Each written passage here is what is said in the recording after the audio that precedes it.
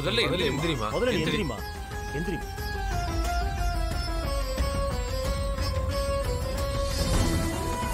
ஏமா தாடிக்காரன்னு சொல்றியே, அது உன் புருஷன் பேராமா? அம்மா சாமி, அவருக்கு என்னமாச்சு? எனக்கு இது 7வது மாசம். என் தாடிகார என் கர்ப்பகால வயிறு கூட பார்க்கவே இல்ல. இந்த கர்ப்பகால வயிறு வரத்துக்கு சில பரிகாரம் இருக்குதுன்னு சொன்னாங்க. அதை முடிச்சிட்டு வரும்போதுதான் என் தாடிகாரனுக்கு என்ன ஆச்சுன்னா,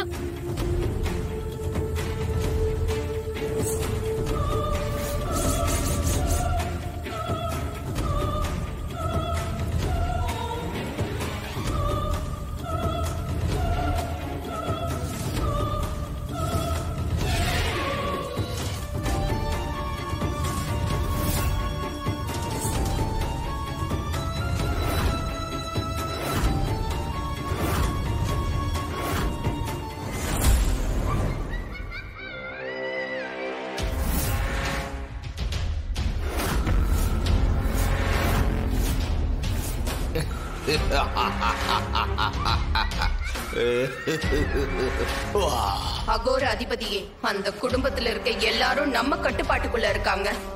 அந்த பொம்மி இனி என்ன நினைச்சாலும் ஒண்ணுமே பண்ண முடியாது. ராணி காளி வேஷம் போட்டு வேட்டைக்கு போறதை எப்படியாவது தடுத்து நிறுத்தணும்.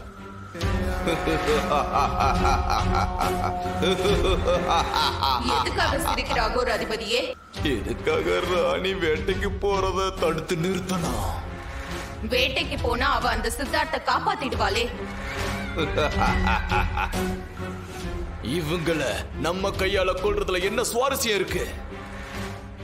அகோர அதிபதியே, நீ என்ன சொல்ல வரன்னு எனக்கு புரியவே இல்ல. இவங்க எல்லாரையும் ராணி காளி வேஷம் போட்டுட்டு வேட்டைக்கு போகும்போது அவ முன்னாடி கொண்டு போய் நிக்க வச்சா அவளே இவங்க எல்லாரையும் கொன்னு குவிச்சிடுவா. அகோர அதிபதியே, நல்ல யோசனை.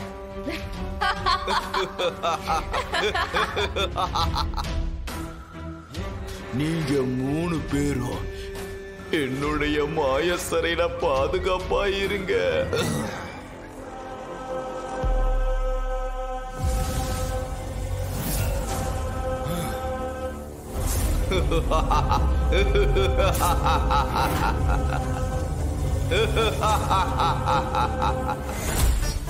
நீ எங்க 5 பேர் காலில் விழுந்துட்ட.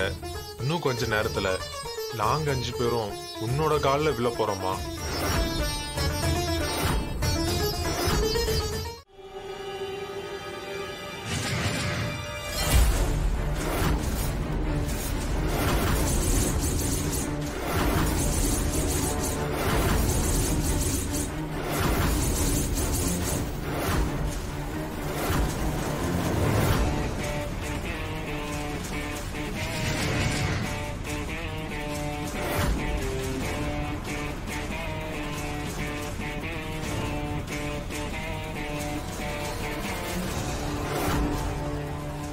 நம்பூதிரி ஐயா, நீங்க முதல்ல இங்க இருந்து கிளம்பி போங்க.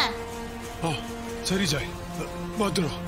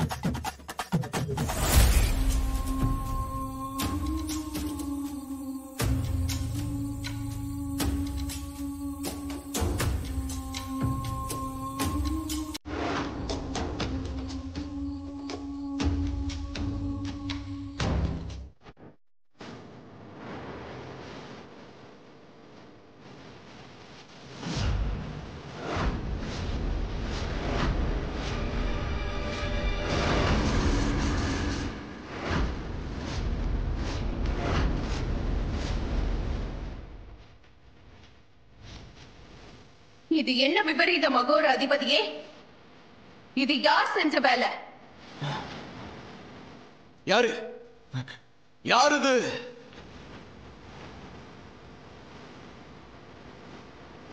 யாரு யாருன்னு கேட்கிறல்ல?